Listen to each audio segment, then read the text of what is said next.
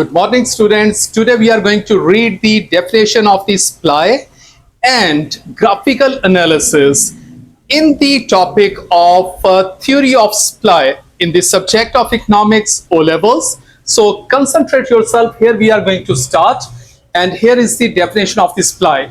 Supply refers to the amounts of the commodities traders are prepared to offer for sale, that is supply to the market at a given price in a given period. So this is the amount of the commodities the traders are ready or prepared to offer for sale at a given price in a given period.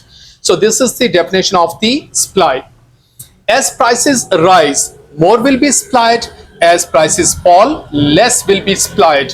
The reason is when the prices go up, the traders will supply more in order to gain more profit, and as the prices fall, they will be ready to supply less because they do not want to get less profit or get a loss. Producers, suppliers use factors of the production to produce their commodities.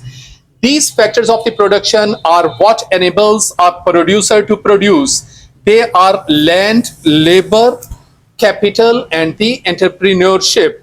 Each of the factors of the production has a price, and here are the prices of the factors of the production.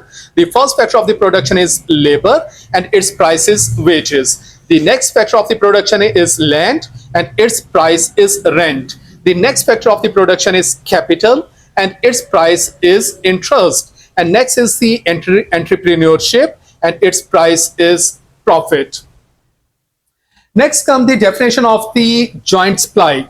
Joint supply is a situation where production of one good automatically leads to the output of another. So this is a case in which when we produce something, the production of the other thing automatically generates. And the example is mutton and wool, hides and beef. So this is a common sense. When we get mutton, the production of the wool automatically generates. So this is the example of the joint supply.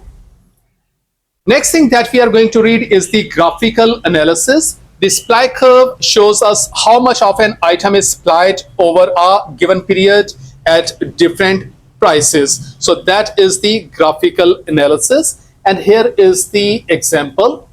In the case of the grocer's supply of the carrots, so we are going to take the example of the grocers who is supplying carrots. We might observe the following relationship, and this might be the relationship.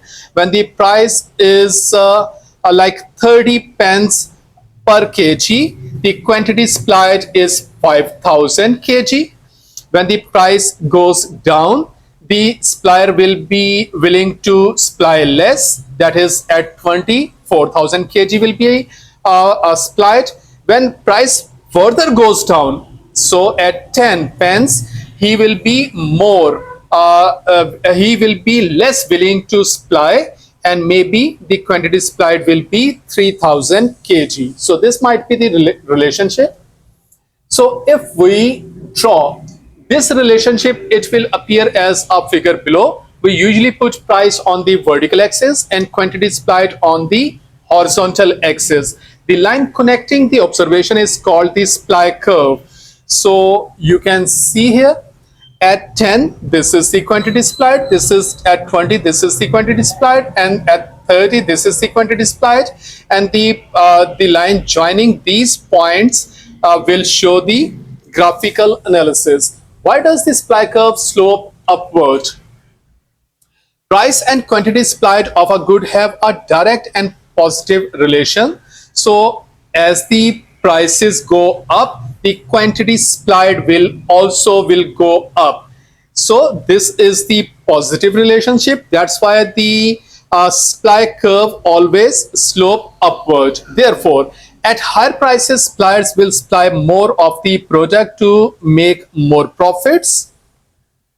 And at lower prices, suppliers will supply less of the product as they will not make as much profit.